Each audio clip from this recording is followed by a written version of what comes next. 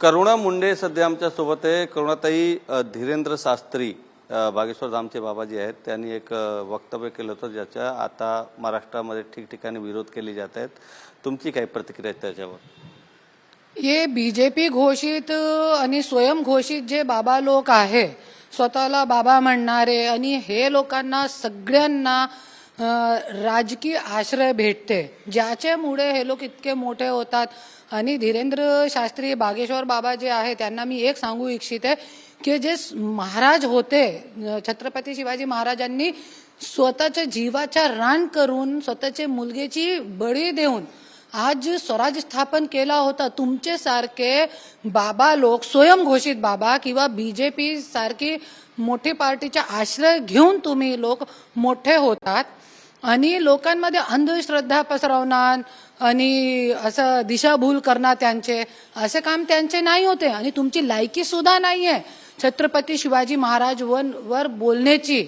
आणि फक्त महाराष्ट्र नाही, पूर्ण भारतामध्ये, पूर्ण विश्वमध्ये छत्रपती शिवाजी महाराज जे आहे ते पूजनीय आहे, तुमचे सारखे नाही। आणि आज तुम्ही काय दिये लावले?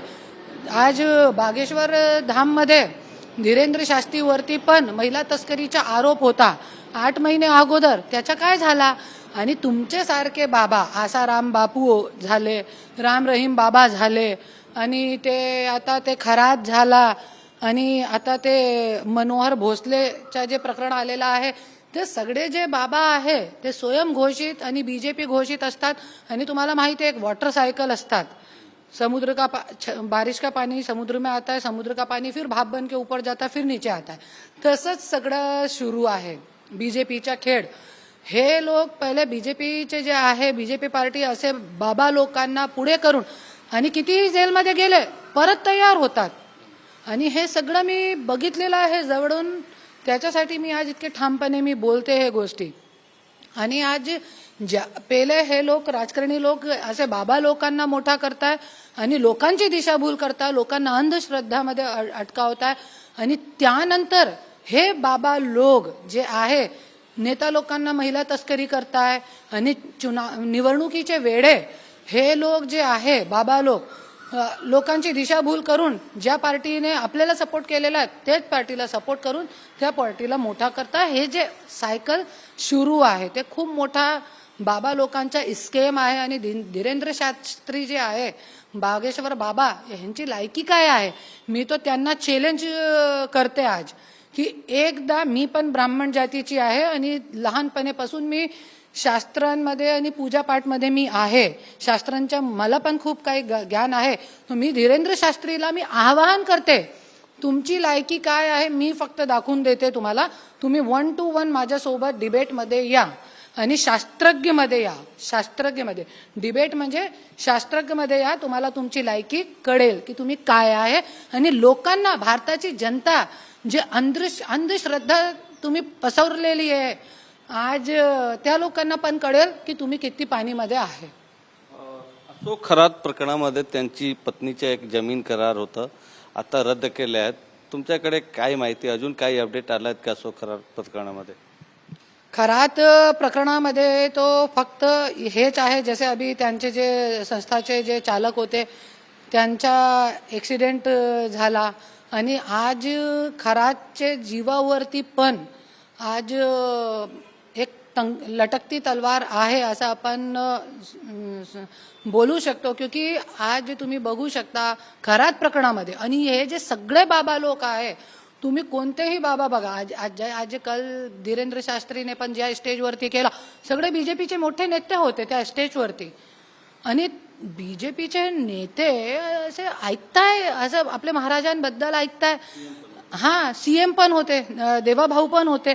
आणि आता 2 महिने अगोदर देवाभाऊने इतके मोठे मोठे हजारो कोटी रुपये खर्च करून शिवाजी महाराजांचे चरणामध्ये वंदन करून एक फोटो पूर्ण महाराष्ट्रामध्ये लावला होता, त्याचा प्रचार प्रसार केला होता।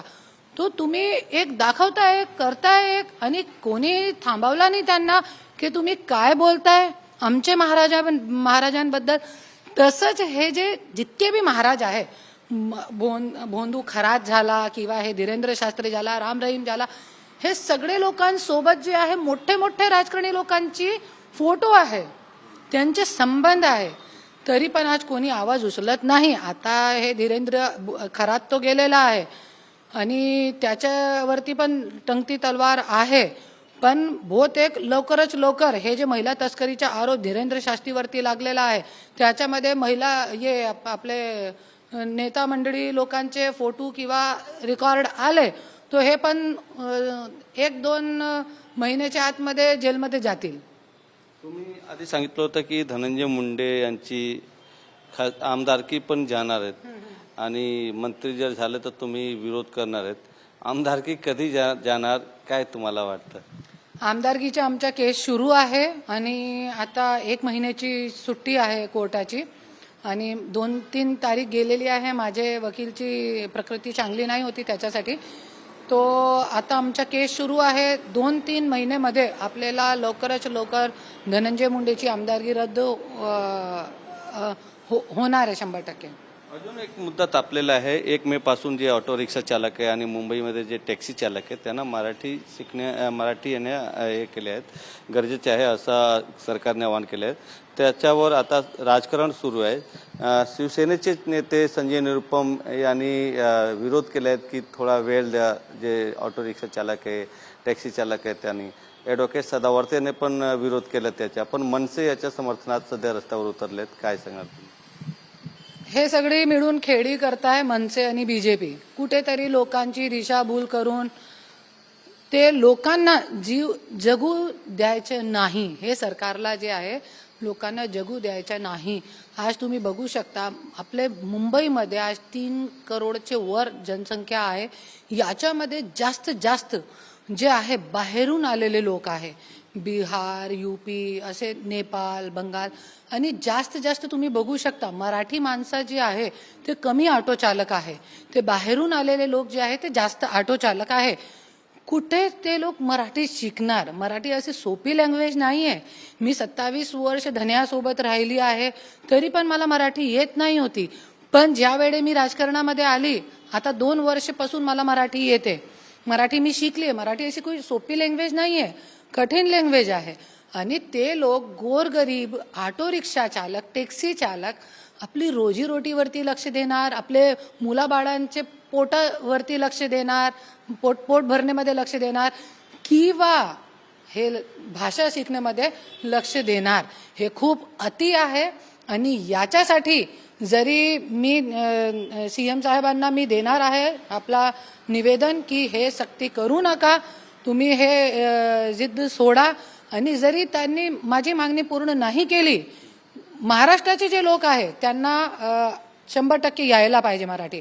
पण जे बाहेरून आलेले लोक आहे, आज तुम्ही बघू शकता जरी बिहार आणि यूपीचे लोक जरी गेले ना परत सोडून मुंबई, तो आधी मुंबई जे आहे ते खाली होणार आणि स्वतःच्या घराचे काम आहे ना स्वतःला करावं लागणार. CM साहेबांना खुद आणि मंत्री लोकांचे घरामध्ये पण बंगलेमध्ये पण बिहार आणि यूपीचे लोक काम करणारे आहे. तो तुम्हाला पण देवा भाऊची बायकोला काम करावं लागणार आहे गाणं सोडून. तर त्याच्यासाठी हे सक्ती करू नका, लोकांना जगू द्या, माझी हेच मागणी आहे.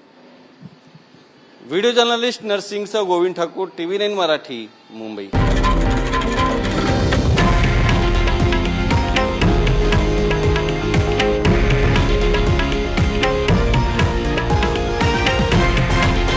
हे आहे देशातील नंबर 1 न्यूज नेटवर्क आणि आपण पाहत आहात TV9 मराठी, एकमेव.